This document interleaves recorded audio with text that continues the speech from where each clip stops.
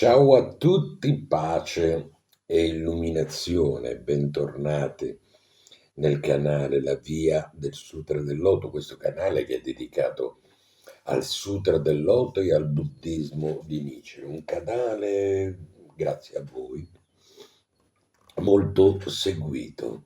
Grazie di tutti i vostri messaggi, perché sono meravigliosi, mi fate inorgoglire.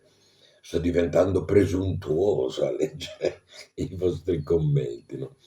E grazie anche per le vostre visite, no? Per quanti di voi vedono questi video che faccio, no? Questi video che faccio sono meravigliosi, ma perché? Non perché li faccio io, no? Perché cercano di spiegare il Sutra del Loto e il Gosho di Nichiren, no? Voi sapete che faccio due video. Faccio un video dedicato all'esegesi di ogni capitolo del Sutra del Loto e un video che faccio l'esegesi di vari Gosho di Nichiren, no? Cercando di spiegarvi, di darvi la chiave, no?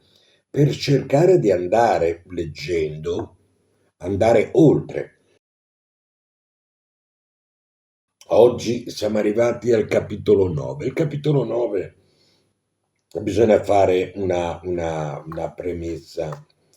Io ve l'ho già detto, il Sutra del Loto, ogni capitolo ci vuole insegnare varie cose. Mm. Questo capitolo ci vuole insegnare una cosa che, se vogliamo, è molto attuale e soprattutto è molto attuale sui credenti di adesso, no? I credenti di adesso sono convinti di conoscere, sono convinti di sapere, no? E questo porta a molte polemiche tra i credenti, no? Porta anche molto integralismo tra i credenti, ma il Buddha, l'integralismo, è contro all'insegnamento del Buddha, è contro al buddismo. Questo capitolo ti parla proprio di questo, cioè ti dice in parole, diciamo, proprio povere, quello che tu credi che è, in realtà non è esattamente come lo vedi.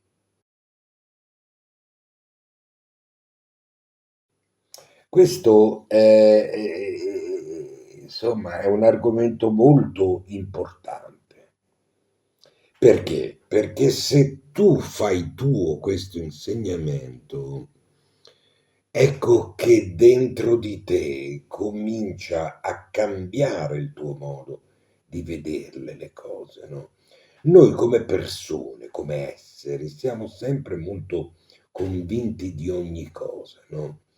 Siamo convinti di amare questo, siamo convinti di odiare quelle, via discorrendo. Poi basta che cambino le situazioni e la nostra opinione cambia. Questo capitolo, dietro, sotto, ha proprio questo, no?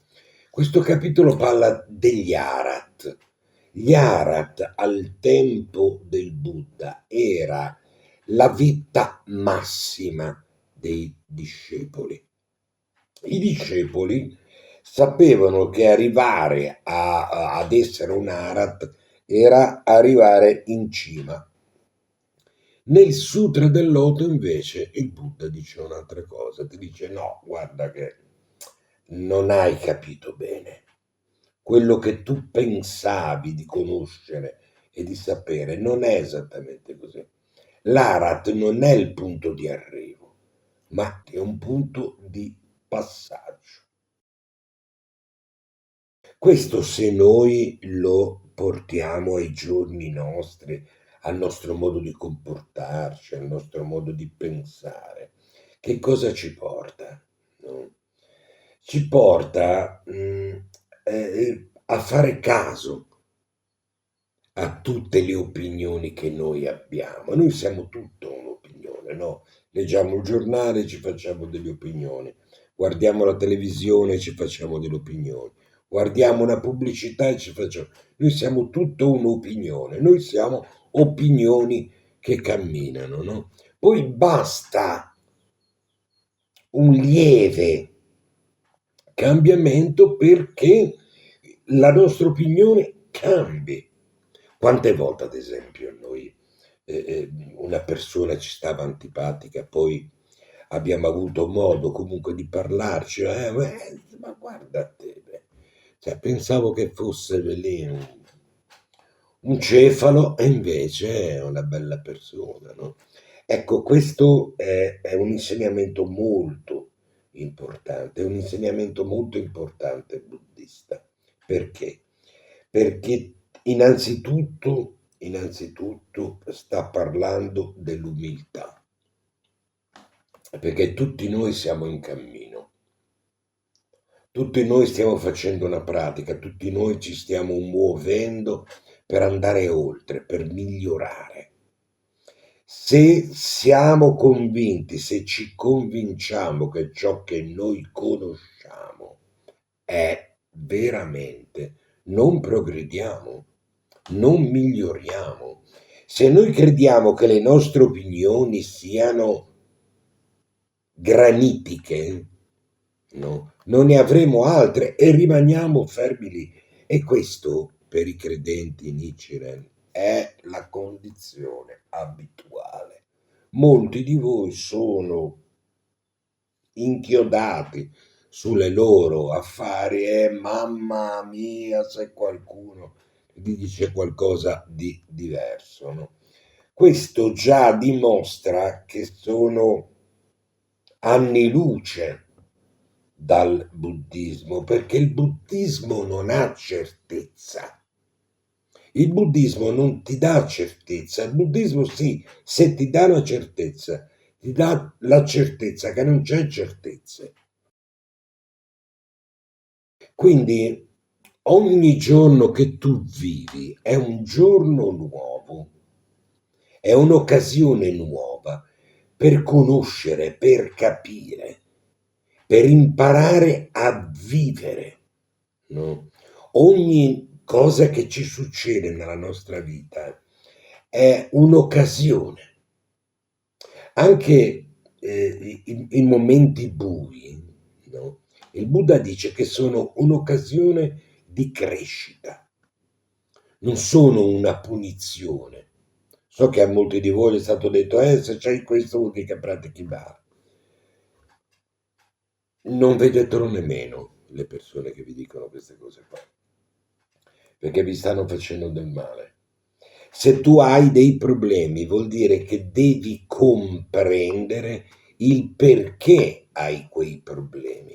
E dal momento in cui tu li comprendi, vai oltre.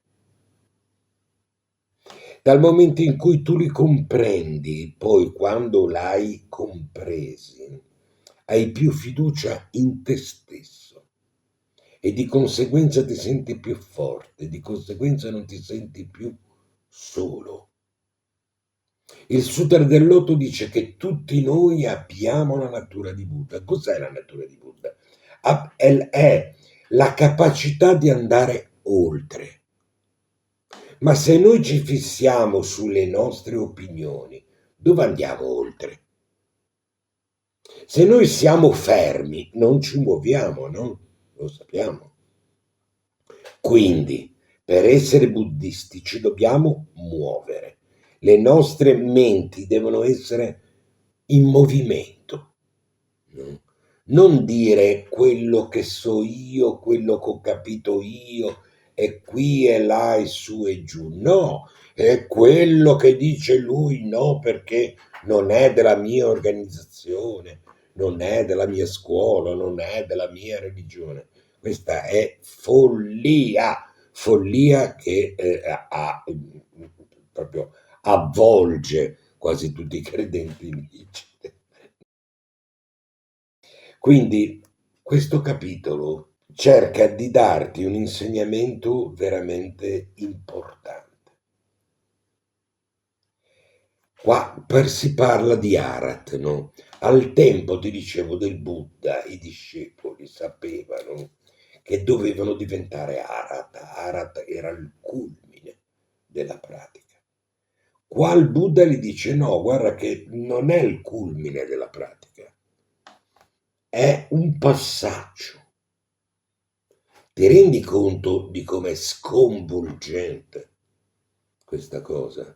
Cioè tu sei convinto di essere arrivato, mentre invece il Buddha ti dice no, guarda che sei partito, sei in viaggio, non sei arrivato, c'è ancora da fare, perché la meta è la grande illuminazione. Prima era essere Arat, adesso la grande meta è l'illuminazione.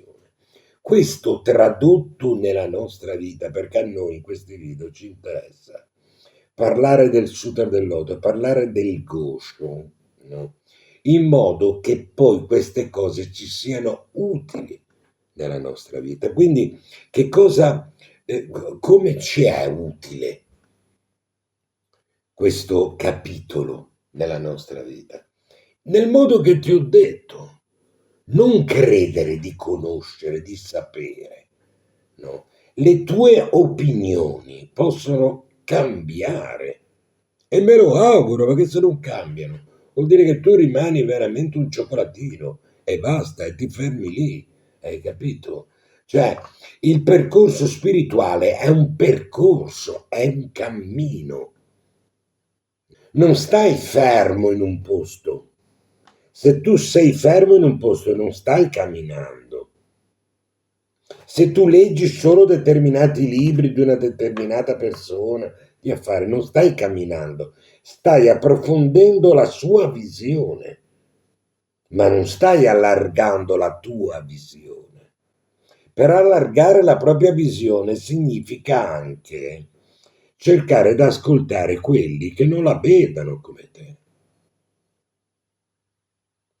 Perché non abbiamo tutti gli occhi azzurri, marroni, neri, vedi scorrendo. Non abbiamo tutti la stessa faccia.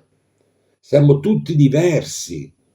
Il Buddha ci dice che ognuno di noi è un capitolo a parte, di conseguenza non possiamo pensarla tutti nello stesso modo. Ecco perché io dico che è una follia come viene interpretato il Kosen Rufu, no? Cioè tutti nella stessa religione. È una pazzia. L'umanità l'ha già combattute queste cose, non ti dico quando, ma se sei intelligente lo capisci. Non possiamo avere tutti l'identica religione, perché nel Sutra del Loto, nel capitolo 5, si parla della nuvola, che cosa fa?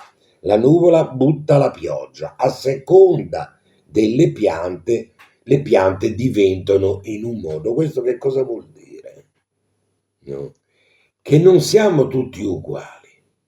Ognuno gli insegnamenti li riceve come li riceve, a seconda di come è. Tutti non abbiamo la stessa religione, perché non siamo tutti uguali, non la pensiamo tutti uguali, fortunatamente. Se no saremmo dei robot. Quindi quando si parla di Kosen-rufu non significa convertire le persone alla tua religione.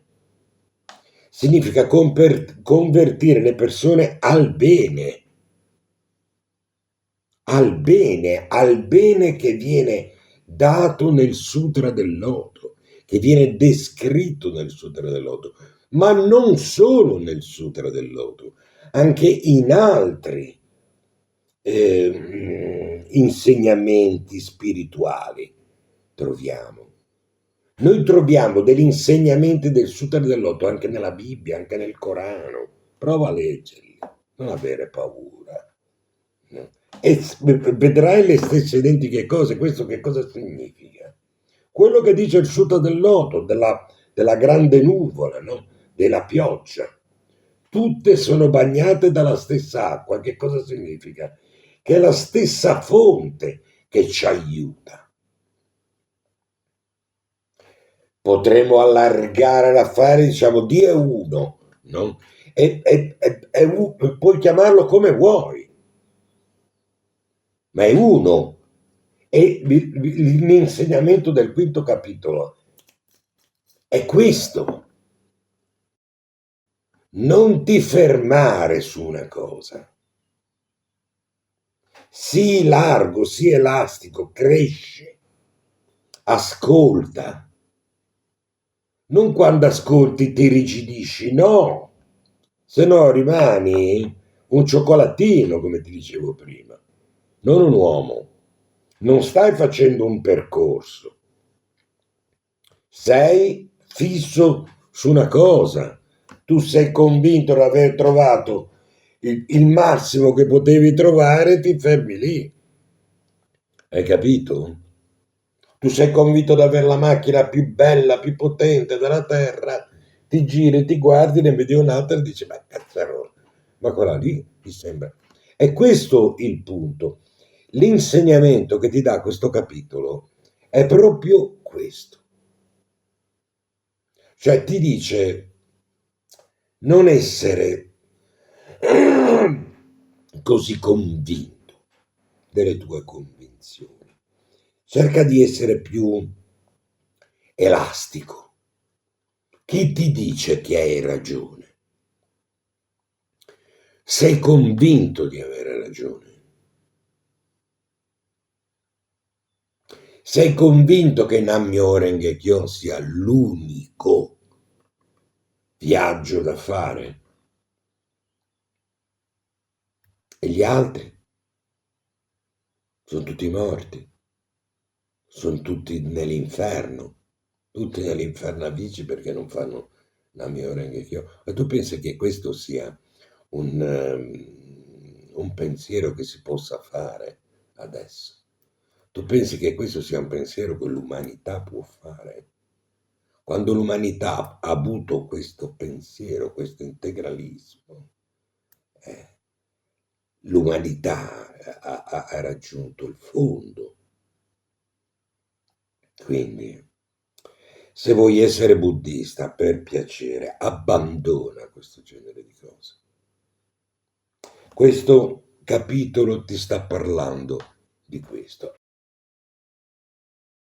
Ti voglio fare delle raccomandazioni per il canale, perché io ci tengo a questo canale e ci tieni anche tu che lo segui, no? Quindi, che cosa devi fare? Commenta e condividi i video. Adesso mi stavo perdendo, diciamo, un pensiero, ma poi te lo dirò. E condividi i video, perché se li condividi è visto da più persone, se è visto da più persone il canale cresce e riusciamo ad aiutare più persone a comprendere il Sutra del Loto e il Gosho. Oggi poi davvero ti volevo parlare di una cosa che mi sta molto a cuore. Dopo 100 milioni di anni ho rivisto una persona, l'ho rivista su un video. Questo è stato il mio maestro per tanti anni. Oggi ho scoperto che ha aperto un canale YouTube. Ho seguito il canale, ho visto i suoi video e te lo consiglio. Si chiama il Dojo dell'Ogni Dove. Dojo dell'Ogni Dove. Cerca il canale su YouTube e iscriviti. È davvero molto importante. Lui si chiama Nicola Tini. È della Risho Goseikai. Ora già pensa all'insegnamento che ti ho detto del capitolo. Non dire, oh, c'è Goseikai, io sono della Soka Gakkai, sono il migliore. Vai via. Immediatamente. La Risho Goseikai è una scuola veramente molto bella, veramente molto importante, veramente molto seria, che porta avanti il Sutra del Loto, lo porta avanti veramente bene. Lui è un responsabile della Risho Goseikai ed è una persona estremamente preparata, estremamente buona e che ti può dare veramente un aiuto. Quindi cerca il suo canale, si chiama il Dojo dell'Ogni Dove e seguilo. Dare da me. retta a me perché guarda, io non consiglio mai niente, non do mai, vedi che io non ho sponsor, non non consiglio questo, non consiglio quell'altro, no? T'ho consigliato il libro del mio psicologo, Obesity, no? Perché? Perché è un libro che davvero ti può aiutare. A me ha aperto gli occhi, cioè sono rimasto veramente, gliel'ho detto anche a lui, sono rimasto veramente, non sapevo che l'alimentazione fosse così importante e avesse dei risvolti psicologici così profondi, no? E questo libro mi ha aiutato a capire questo. Il canale che ti consiglio, il dojo dell'ogni dove, è molto importante perché è fatto da questa persona qua che è molto preparata, una persona a cui io voglio molto bene e vorrei tanto che il suo canale crescesse, perché se lo merita, perché